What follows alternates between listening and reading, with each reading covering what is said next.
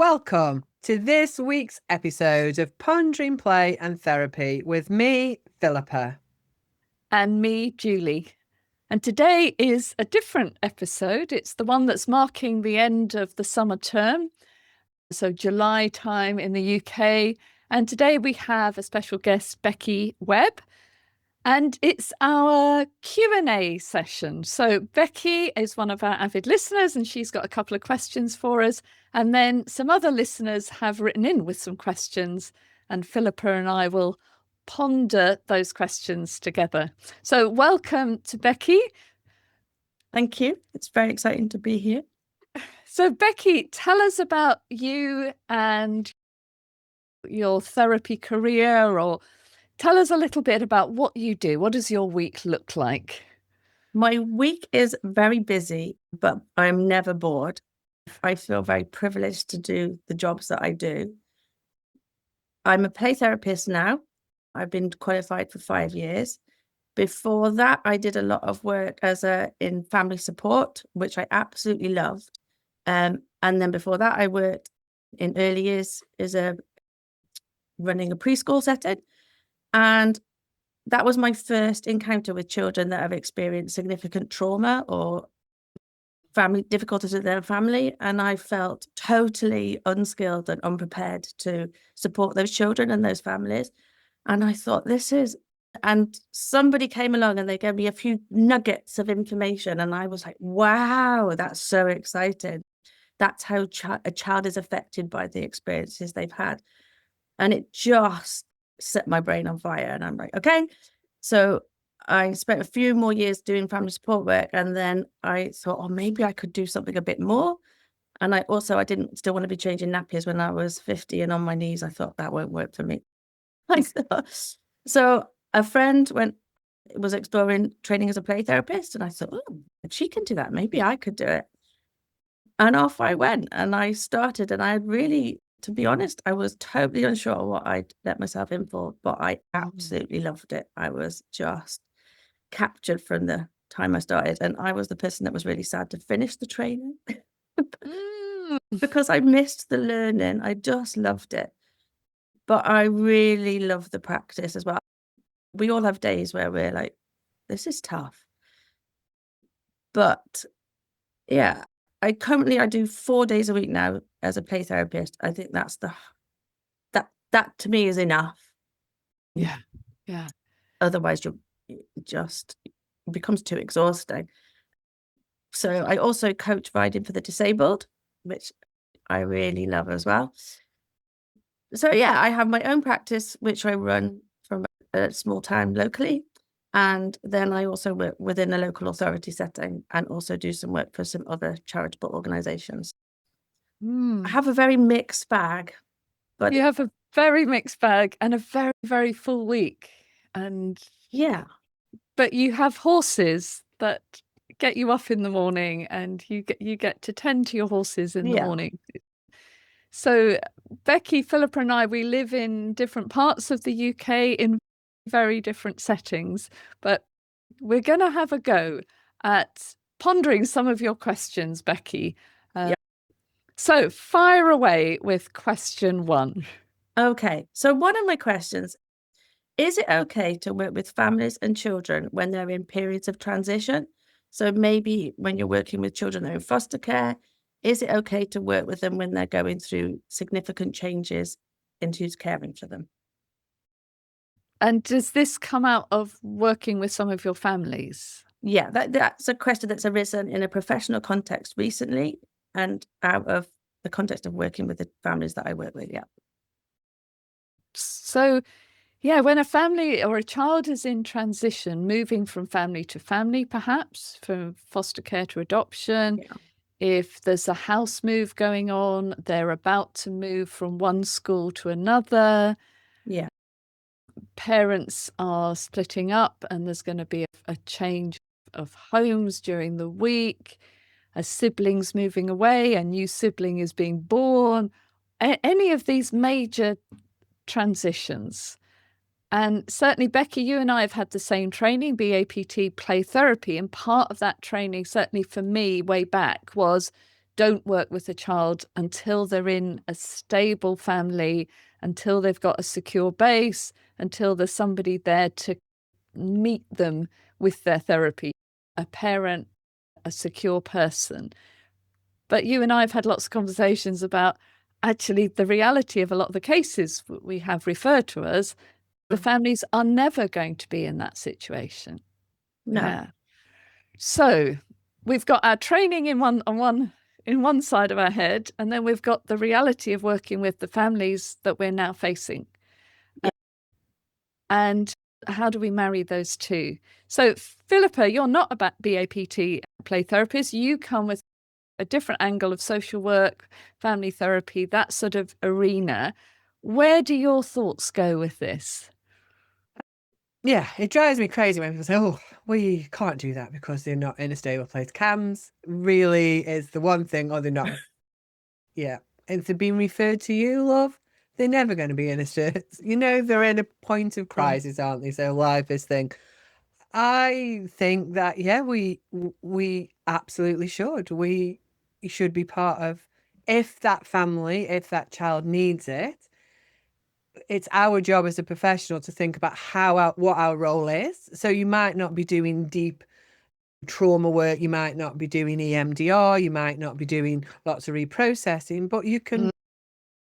So I think recently, Julie, you interviewed Viv Norris, and her program of By Your Side is absolutely amazing for helping children in transitions. That is literally what that is about. It's about using Theraplay, DDP, the relationship with another secure adult to help transitions, whether it's from foster care to adoption, from foster care back into birth families, from foster care and residential or residential down. I think those are super important. I work with birth families where maybe children have been living away from the home and they're coming back into the home, and using Theraplay to help secure that relationship, to support the parent, to support their therapeutic parenting, that maybe understanding that parenting needs to be different now because children have had this experience of loss, of disconnect.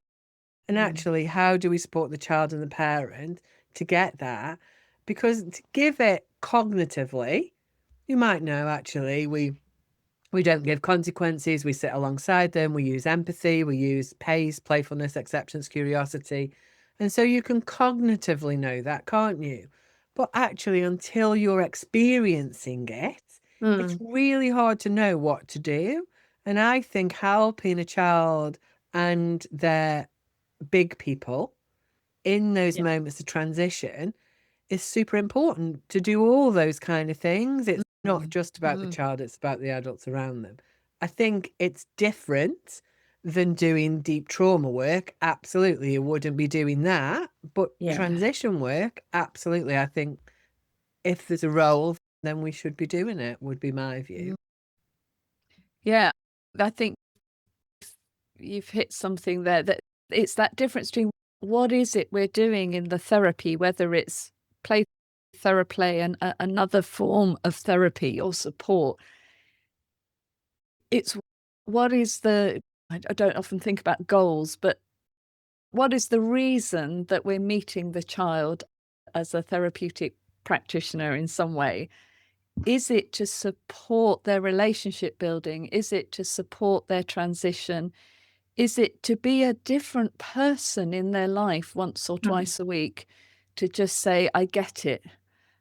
Is it to be a sort of dumping ground? And Becky and I, we've talked a lot about children who just come and dump and explode with us, and then they have a better week, and then it's a sort of release. And that is quite different to, as you say, Philippa, the kind of really deep trauma processing, the going back into the there and then, the past, and bringing that into the present and working with it, and then going that back and forth of trauma work that really does need I think needs that sort of safe footing, that kind of the bank, rather than going into the ditch and staying in the ditch. So absolutely, I think, Becky, we're both saying yes. It's always a yes, a but, and a depends.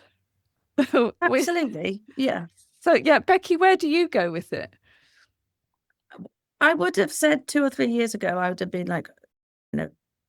But now, working in the context that I do, which are much more complex, I think that as play therapists or as therapy practitioners, we're some of the most experienced professionals in the room. And if we step away and go, no, this is not the right time, then who's there for that child and that family? And also, who's there for the other professionals who are going, like, how do we manage this? This child is really struggling. This family is really finding this incredibly difficult. But we're just going to step aside until you're ready for us. And it's like, it doesn't sit right with me anymore, knowing what I know now.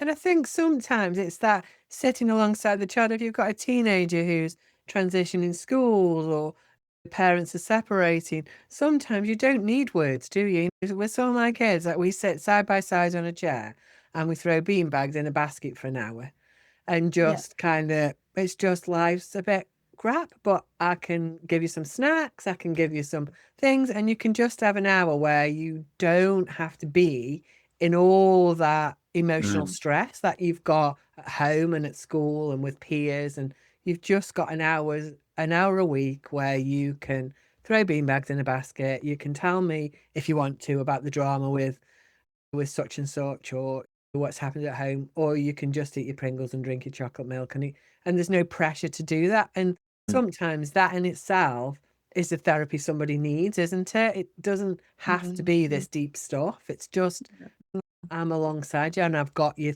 through all of it. It doesn't, through the good stuff and the tricky stuff, we've got one another. And I think that's a different with attachment trauma work, is that you work for a long period. It's not a 6 weeks. It's not do you know what I mean? This is, I know the ASF and all, we can get into all that, but technically it's a long piece of work that's alongside a child and a family. And sometimes that's all they need, don't they? Is to come into your playroom and batter the doll or smash the train up against something else and have you sit with them and say, that's okay, you can do that here. Yeah. And to bear the difficulties that they're facing, because I think a lot of other people or the other adults might be saying, this is too much and I can't bear it myself. And therefore they spook away from it. But actually we're trained and we have the supervision and all our experience to bring into that context and say, we can hold this and we'll bear you in mind. And when you come back, we'll have your favorite snack ready for you and we'll have remembered what you might be facing this week. And I don't think everybody else is able to do that necessarily because they're also dealing with huge piles of trauma or challenges themselves. Yeah, I think that what you said earlier there, Becky, it really struck me. It's not just the child we need to think about in this moment or this period. It's their big people, their parents, grandparents, the foster carers, the people that they are living with, but also the school staff and the other professionals who are around this child at this stage. And they are often at a loss as to what to do. And sometimes I have a sense that everybody wants to make it better. Let's give them a treat. Let's take them out. Let's have a lot of fun. Let's jolly things up. But actually, the child is sitting with a load of stuff, words that I can't say on the podcast, but they are sitting in it all.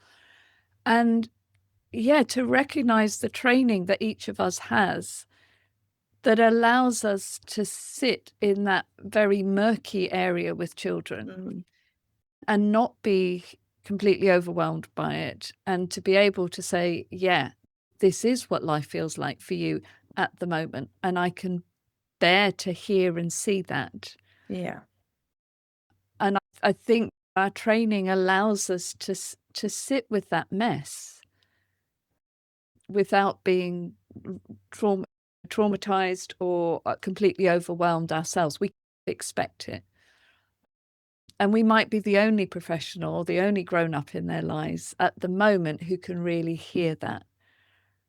But it's made me also think, though, what do we do with the child? Like, how does the child know that's what they've come to do?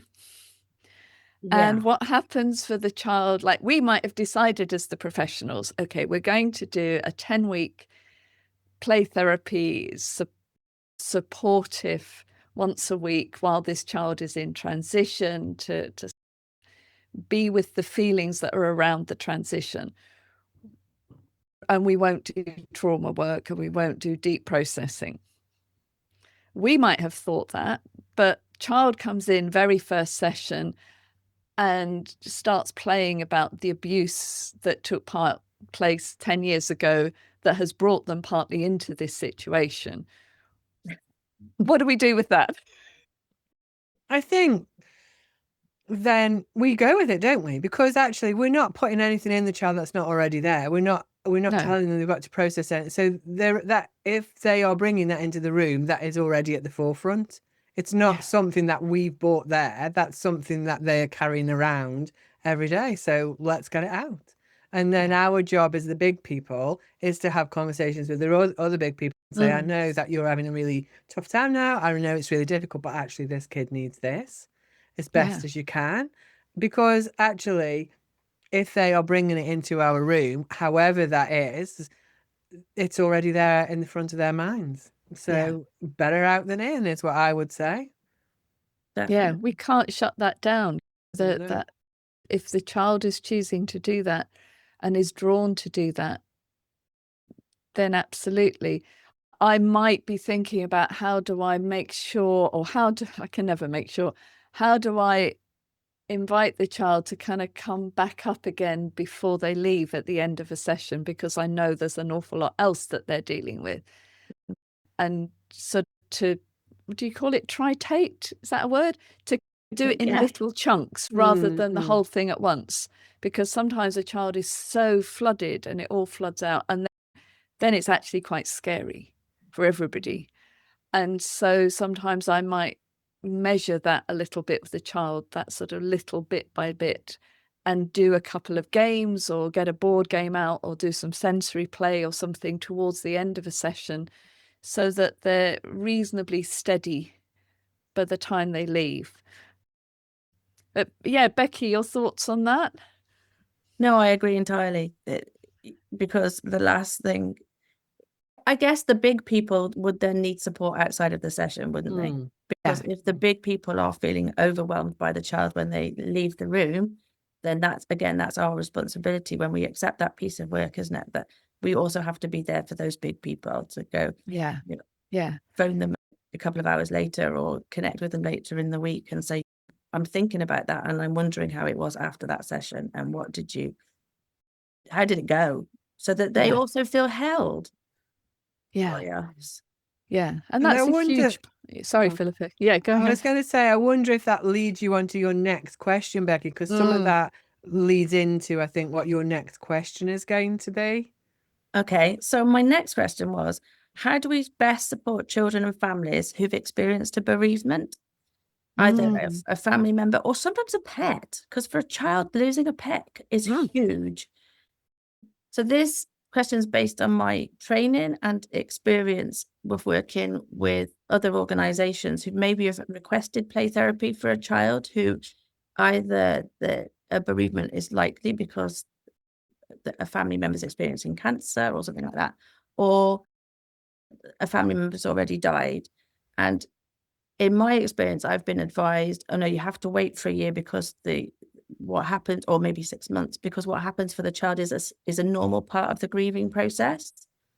But actually, again, for the child and the family, they're like at our point of highest need, and this huge sense of loss, and our big people are absolutely lost. We as therapists go, no, we've got to wait. Sorry. And people don't understand that. Families don't understand it. And actually, I don't understand it anymore either. So again, something that's come out of your training and early experience, which is now conflicting with the families and the situations you're now in. And where do you go with that thinking? And as you said, there's the whole spectrum of the grief process, which starts for some families way before the death. because it Mm. can be an expected death. And then there's Yeah. the suddenness of a traumatic death, which is an accident, a sudden death. And then, my training was also many years ago, don't work with the child for at least 6 months. And like you, I don't follow that anymore, but I need to base my thinking on something solid. Yeah.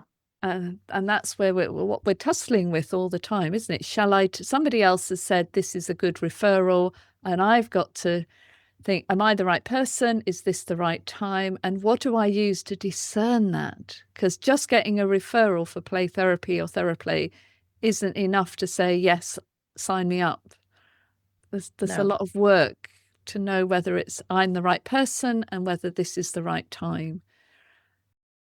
So, Philippa, you were talking before we came on about a little one you'd worked with in this area of bereavement.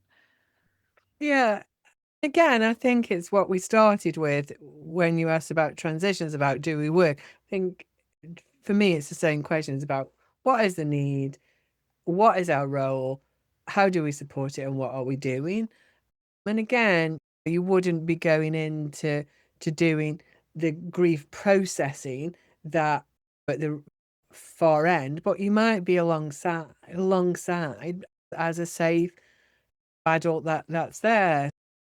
When during COVID, there was a child that I was working with. I had an established relationship with, whose foster carer passed during that time.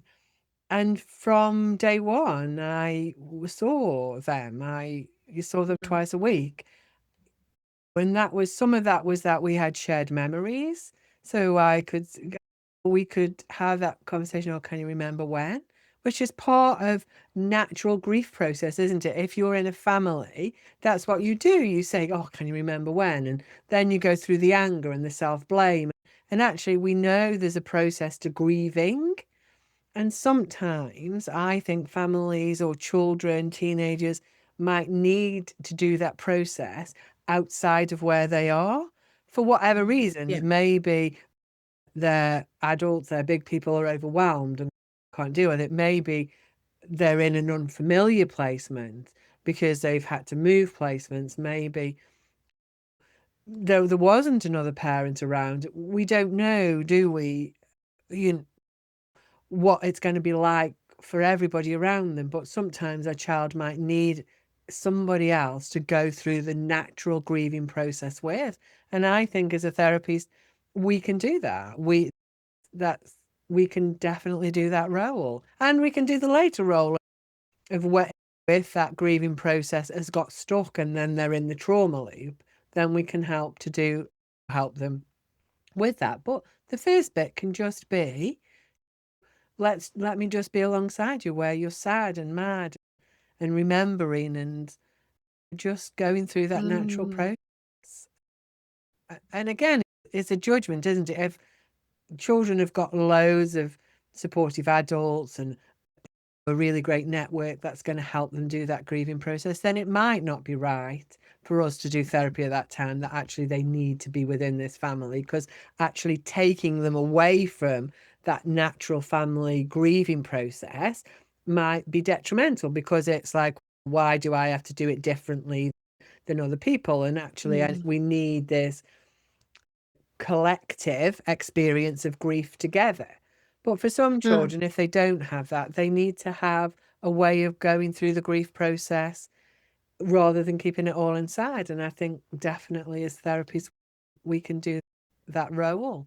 It might not be Theraplay in your general terms. It might be that we're moving into something different, but I definitely think we should consider it and do it, really.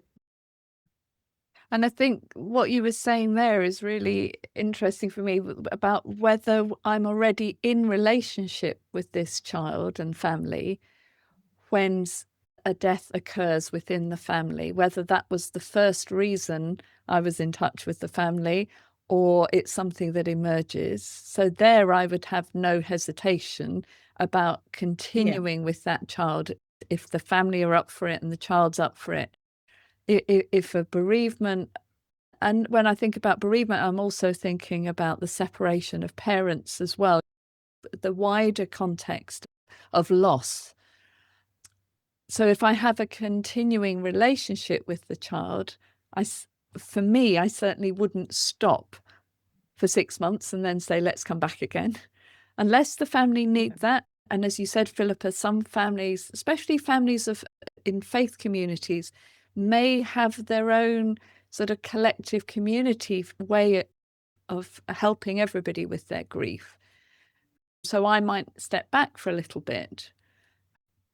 But I'm also thinking about one of my very first clients on a placement when I was training, very little one, just in school, and mum had died, and dad was he couldn't even speak about his partner. He was so devastated. And so it was felt exactly as you said, that I could be someone alongside this little girl. They weren't from the UK. They didn't have their local community around them. They were quite new into the country. And I remember at the very first meeting, you meet the parent, you meet the child, and this little child saying to her dad in a big whisper, "Does that lady know about the big bad thing?" Oh. And all he could do was nod. He couldn't say yes, he couldn't talk back to his child, but he just nodded.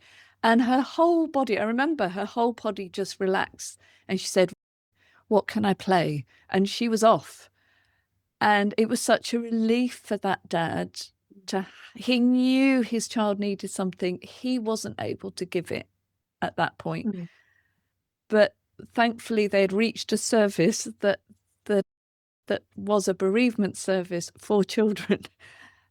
And I was able to see her for nearly a year, but she needed to know that I knew about the big bad thing. Yeah. And I remember saying back to her, "I know that mummy has died." I wanted to say those words, not say mum's fallen asleep, mum's passed on, mum's up in the sky, any of that language. It was, I know that mummy died, and I know what mummy's name was, and I named mummy. And then just the relief on that child's body and face.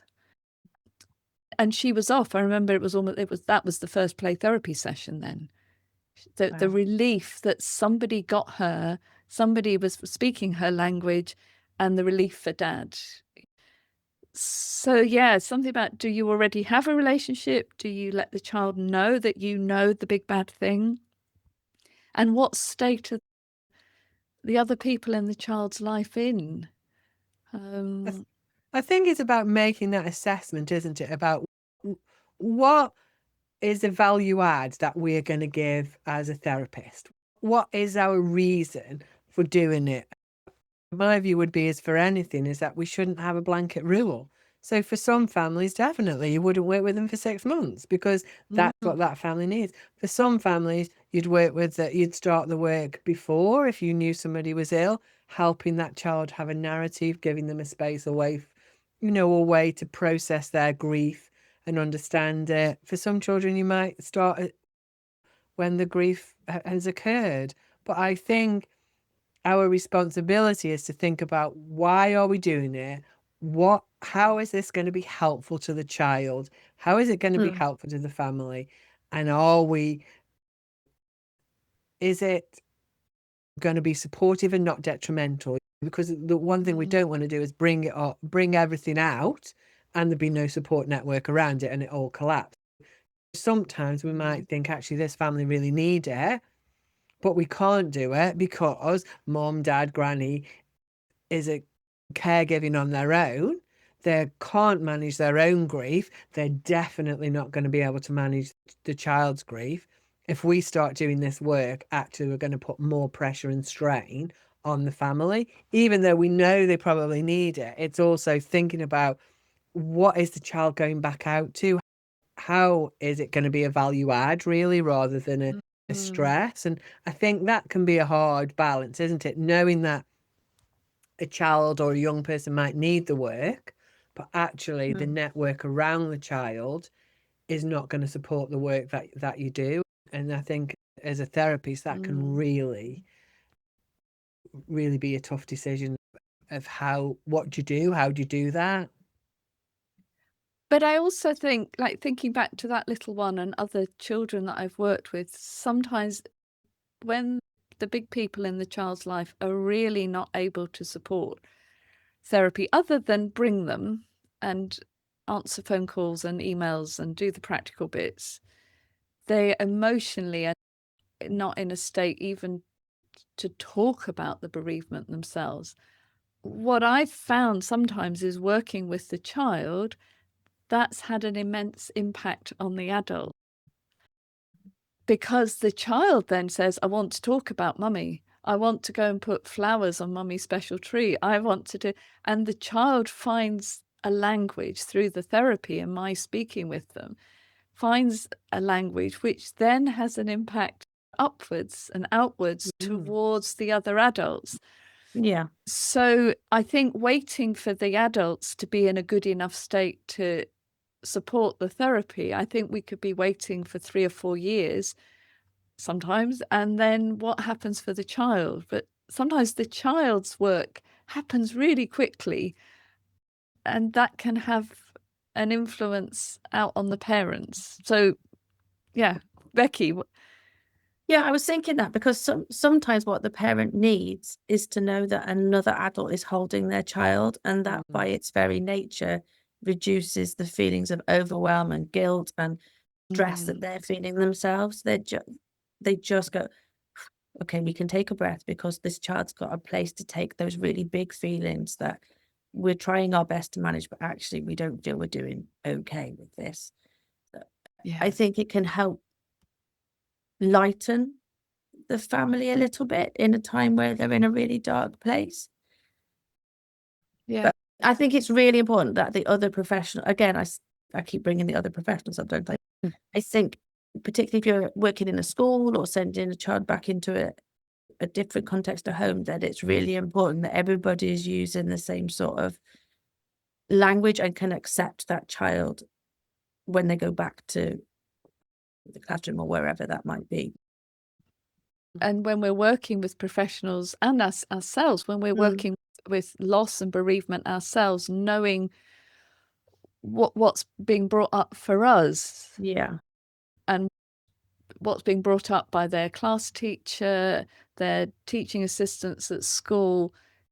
Perhaps they've had a childhood bereavement, perhaps they're recently bereaved themselves. And so how do we help and support them to be able to meet this child and their needs? And I think phrases, language, a couple of words, use the language that makes sense to this child, and let's use a common language with this child, can really help, because it can be such a hands-off topic, because everybody at some point has experienced some form of loss and bereavement.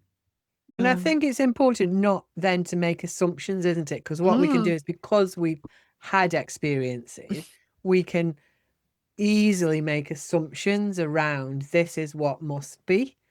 And often everybody's individual, the children are individual. Some of them it will take a long time, some of them can process really quickly and need to come back to it. Some and sometimes understanding, we can assume a child understands what we're saying, can assume that they've got a narrative and a clear story and cognitive process of what happened or what was going on, but that's not always necessarily the case. And it's, I guess, as therapists, part of our role can be to really think about what has this child's understanding of this process been, because one of the things we don't want, the young person I worked with, one of their concerns was that it was their fault that their foster carer had passed away because of COVID, that it was their fault. And of course, it absolutely was not.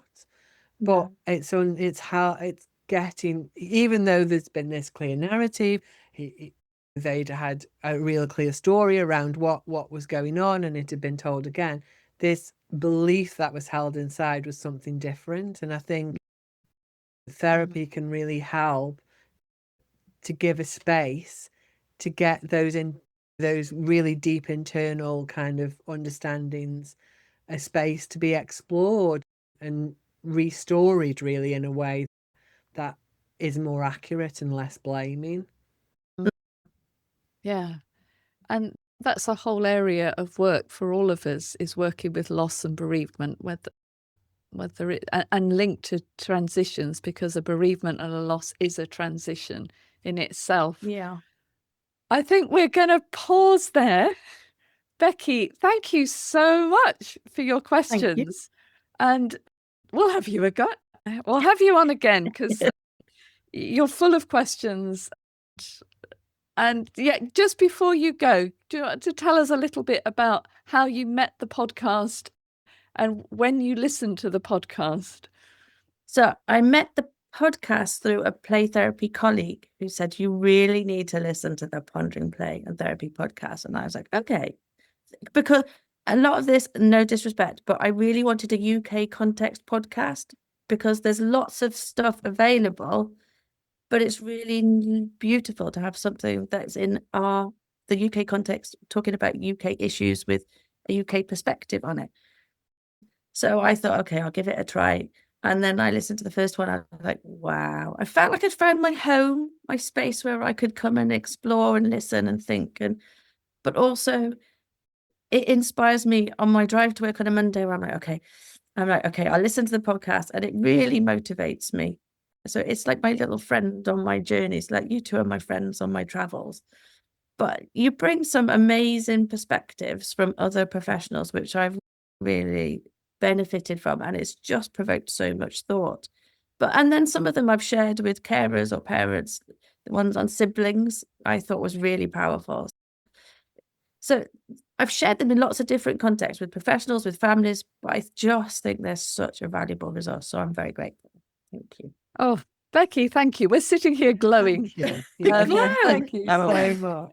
And that was really why we set the podcast up, wasn't it, Julie? That's what we wanted. So it's really nice to hear that. So thank you so much, Becky, for sharing, for supporting, and definitely for coming along and asking those questions for us. Thank you. That's Thank lovely. you. See you soon. See you. Bye, Becky. Thank you. I'll be in touch. Bye. So, Julie, I have a question from a listener off Instagram. And it is, do you always record your therapy sessions? That's what she asked. Ah, okay. So can I answer that? Yeah. In my own context? If I'm doing theraplay, yes. If I'm doing play therapy, no. But sometimes I might. For play therapists, when we're students, we record all our sessions. And I always thought of as the camera as the kind of having my supervisor in the room almost. So as a student, certainly my training was to record all your sessions. And then in the good old days, I would make that into a DVD and post it to my supervisor, and then go on the train to my supervisor and watch these on a television. Nowadays, it's all done electronically and stored in different ways. And that was a way during our training of really looking at the minutiae of what was happening. And as a student, for me, it was really helpful to look back on my own videos, painful and embarrassing though that was the first couple of weeks, to hear your own voice, to see your own face and body. But I found it immensely helpful to watch. And then it seems within most of the play therapy world that as soon as we stop being students, we stop recording. Yeah. And then I find I internalize the session in a different way. I'm not reliant on the video to remember. I really work quite hard to remember, recall, scan back through the session, when I'm doing my notes. But I know some play therapists do continue to record, or in certain settings or certain places do record. With therapy, I know can talk about this a little bit more. It's part of the practice of therapy because the video recording is what we use to do our analysis, what we use with the parents. It's our way of not just learning about our own practice, but to really focus on what's happening with the child and to share that with parents in the review sessions. So therapy, I've always recorded. Yeah. Tell me about how it works for you. Yeah. So the first time I ever really, because I was a social worker, obviously, so we didn't record anything like that. So the first time I was introduced to recording my practice was doing my family therapy. So there's often a recording sometimes with some of the therapy that I did. There was a screen and there was actually other therapists watching behind the screen, watching you do it. So and recording. So that, and sometimes you'd have a little earpiece in your ear and they'd say, ask this question, or this person's just noticed this, or particularly with narrative therapy and stuff like that. So that was quite intense. So that was really my first experience of being videoed. And so I would say that was always videoed. Then therapy, again, always videoed, even our parent feedback sessions. And again, it's because you're looking at the non-verbal interaction, really. That's what we're thinking about, those little micro moments, aren't we, of did the child's mask drop for a moment, so that you've got a kid who's always really smiley and always really compliant, and are there moments where, you know, where the inner child comes out, that inner, and so you can one yourself see what's going on, but also work with parents, but also giggles, behaviors. It really helps you think about, is this joyful? Is this delightful? Are they enjoying the moment? Or is this dysregulation, uncomfortableness? What's going on? And it really helps you, one, as a practitioner, really analyze the non-verbal content so you can attune and help the parents tune. And also it helps to look back with parents and say, can you see what's going on there? This is what I'm thinking. What are you thinking? Do you see this at home? So they can begin to see those micro moments that you just get used to. That's my kid. He always does that. But actually, when it's on a video, you can really think about why. What is it that's going on there? Why do they always do that in their throat? Is it just because they've got a tickle, or is there more to it? And I think there's that. There's VIG, video interaction guidance. We had Hillary Kennedy on as one of our first guests, though that's always recorded again because you're looking at the micro moments. When I do most things, really, I would say I record them because I think that's probably my family therapy and therapy training. So even when I'm doing sand tray or stuff like that, I would often record it because seeing those micro moments are super helpful, I think. There are times when I don't. So often with teenagers, we've just talked with Becky about just giving them a space to be. So with there, I won't often, because I want them to just have that space, to know there's no pressure, to know that there's just me and them. So I think for me, it depends outside of therapy, what the reason is, why am I doing it. So with sand tray, often I will record. I take obviously a picture of the sand tray, but I work with little ones and the parents are in the room. So I often want to look at the dynamic of what's going on when they're playing something in the sand, with what's happening at that point. What I would say is with those ones, I don't always watch them back. Sometimes I just delete them. Sometimes you've got the feel, you've got the information, you think, actually, this, I don't need to watch that back, so I will just delete it off the system. But if there's moments where I think, I'm not sure what was going on there or what that was about, then I've got the video to just watch that bit back and think, oh, okay. I yawned there and that kid really picked that up. Hopefully I didn't yawn. There's something, might be something that I'm doing or whatever it is that the child or the family are really picking up on. And yeah, with therapy, you always watch it back. I say always. I have to be totally honest in that sometimes the time pressures are so great that you've just got to feel in the session. There's nothing. So Yeah. I have to say, in a perfect practice, you would always watch it back, but you often don't have the time. I don't know if you find that. Yeah, I tend to, if I'm doing a couple of therapy interventions at the same time, I'm not looking back at them every session, definitely not.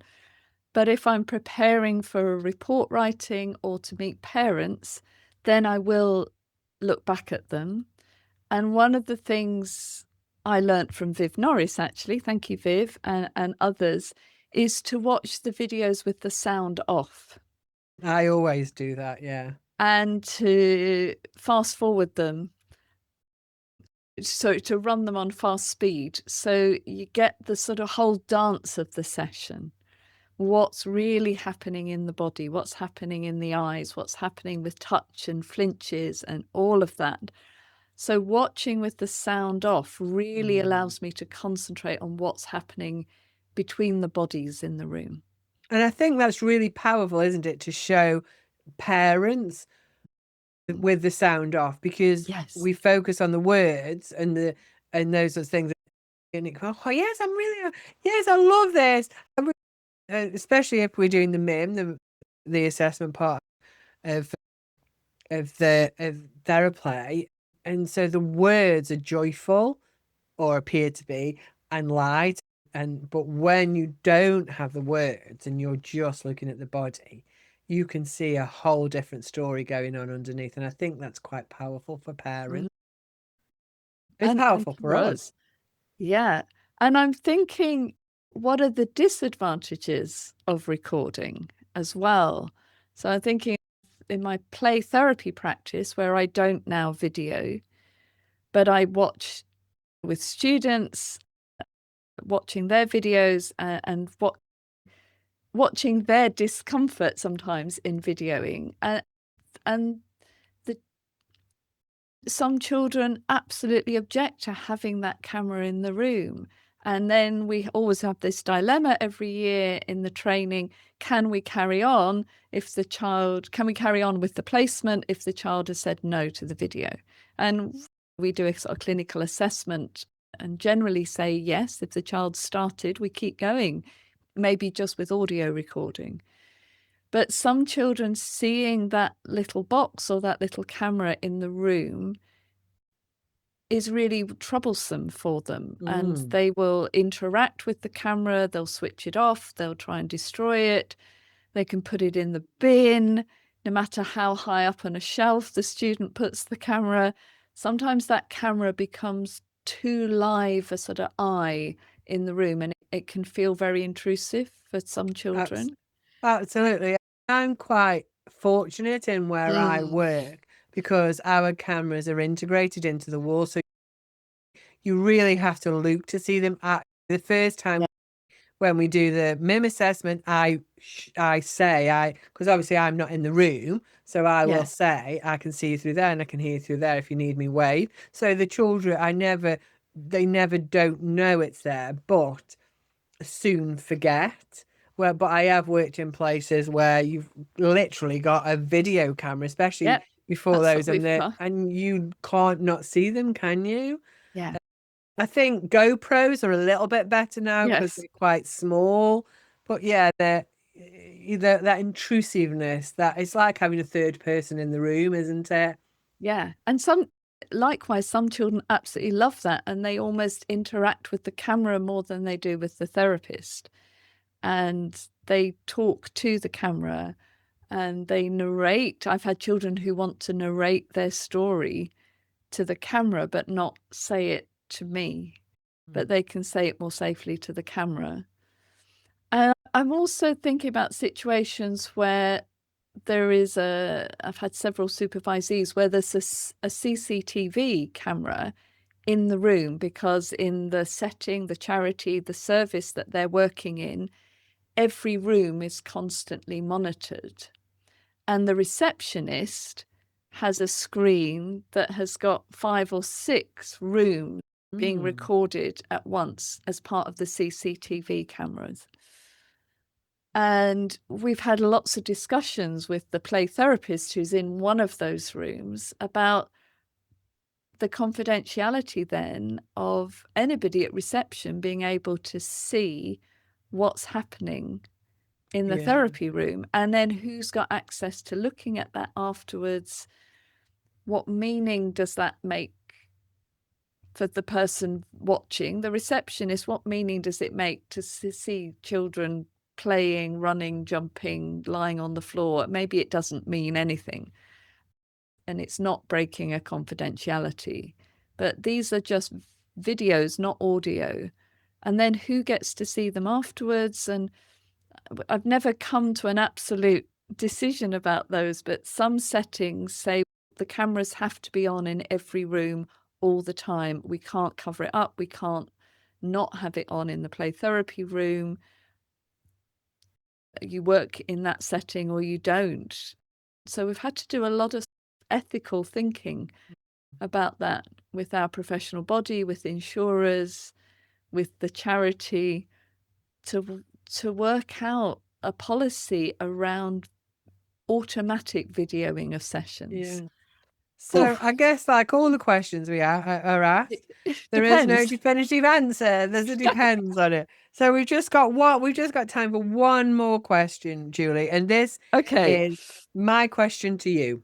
Oh, so often when I am doing therapy supervisions, and we know that therapy is 20% how it should be and 80% chaos is what I think, really.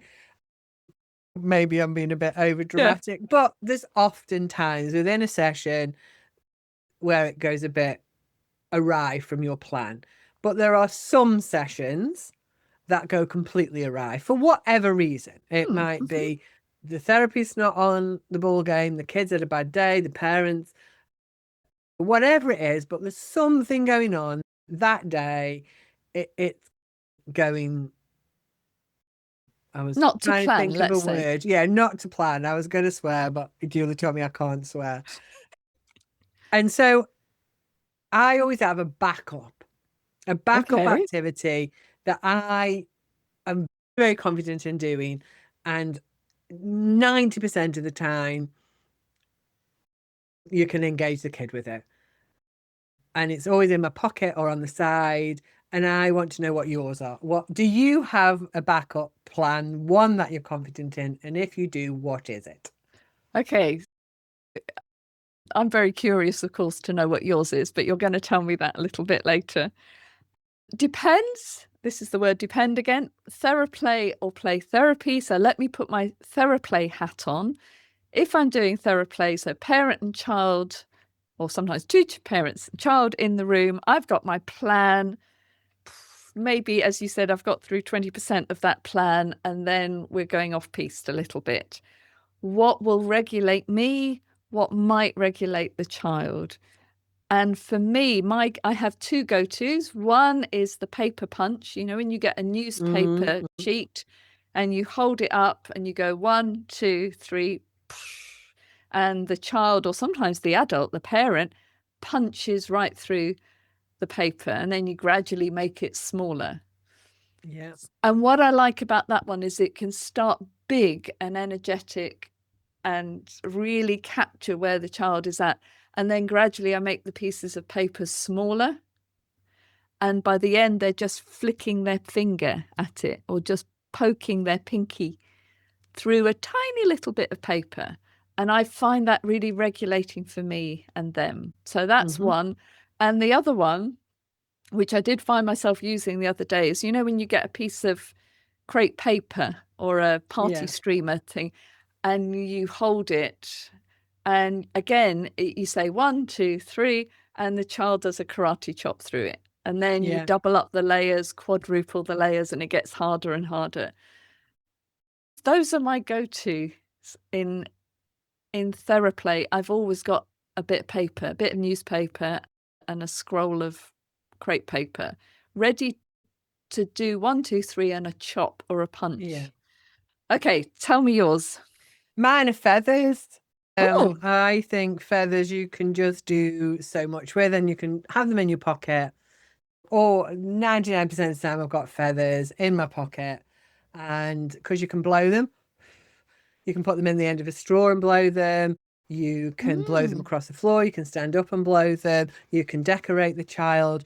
A feather has a million things to do with it. You can upregulate by standing up. You can You can get them right on the floor if they need to be grounded, and get all their body on the floor, and they could lie on the floor and see how far they can blow it. Can they blow it under the sofa at the end?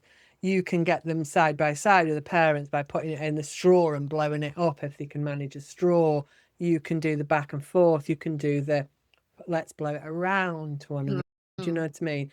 You can do the touch with it. Can you feel it? A feather is my go-to. I've always got a feather, and I just think blowing just really regulates that nervous system. And if you've got a parent who's dysregulated, they can do it with you. You can be doing the blowing to regulate the parent as well as the child. So yeah, mine are feathers. That is my absolute go-to. And have we got time for me to say what I might do in play therapy? Yeah, I think so. Things in play therapy, the way I work as a play therapist, there isn't a plan other than the time and keeping myself and the resources and the child safe. That's the plan. And so there isn't that sense of we've gone off piece, we've gone off the plan. But there are absolutely moments where I feel that the child has kind of lost themselves and I have lost them, or I'm super frustrated with them, or they might be absolutely furious and frustrated with me. And I suppose I'm thinking about two things. I'm thinking, how safe has this tipped over into unsafe and not useful? But also, how do I give space for the child to really express what they need to express? And then how can we be curious about that? So I would be sitting with the dysregulation and the chaos a lot more. I wouldn't be taking a piece of paper out and getting them to punch through it. Unless I'm moving towards the end of the session, that sort of coming up time and the coming back to today and now and as I am now, I might suggest or move towards something more Theraplay-like so that the child is okay enough to get out of the door and back to their grown-up. So with play therapy, I would be sitting with the chaos, acknowledging you don't have something where, because like even with teenagers, for me, if I can feel that they're a bit wobbly or there's something in the room, I do beanbags and baskets. And I just say, let's see how far you can throw this beanbag. It's not a structure to it, but it's trying to help that is going on for them, you know. But with play therapy, you wouldn't do that. You would just let them be. It's not so much letting them be, it's being with them. Something we were talking about earlier on, that being alongside and not trying to mop it up and not trying to make it better and not trying to tidy it. Because for me, when I'm in that play therapy space with the child, it's about exposing the pain sometimes and making sure the child knows that somebody can be alongside them in that pain, that sadness, that rage, so that at some point or at other points in the week, they can be alongside their pain. They can resource themselves from what we've experienced in the room together. So in that situation, I don't look at how I can make this better. I'm looking at how can I better be alongside this. but keeping an eye on the time. I'm forever keeping an eye on the time and thinking we're going to need 10 minutes to come out of this state. And then I might use something like throw something, let's play a card game, let's do a hand stack. And often children find their own little rituals around that. Some Yeah. children like to line up everything or sort out all the Lego before they go. Some children like to tip up everything before they go. Some say, have we got 10 minutes? I need to just put my hands in the sand or in the water. So it's helping them find a regulating thing for them. It's a different way of thinking about children in that moment. Yeah, I suppose and we haven't got time to go into it, but the purpose of the therapies are different, aren't they? What Absolutely. what we're doing and those sorts of things. But that's maybe another episode. The purpose of the therapies. I think I like the idea of that one. So thank you for listening to this episode of Pondering Play and Therapy. This was our Q&A session. It's also the end of this season, really. We haven't done seasons before, Julie, but we've decided that we're going to take a break for August.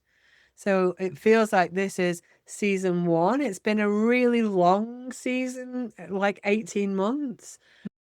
We're going to take a break for August, although we will be putting things on social media, because what we feel is that we've done a lot of episodes with some amazing people with amazing conversations, and that maybe people haven't had a chance to listen to them all, and August might give people a time to catch up on episodes or ponder a bit more or go back to one that they have really enjoyed and re-listen again. And we will be putting reminders on our social media posts, so if you could like, comment, share, promote the podcast in any way, shape or form, we would really appreciate that. But yeah, we are taking a break now for August, and we will be back on the first Friday of September with a new episode. I look forward to that. Thanks, Philippa. Thanks, everyone. Bye. Bye.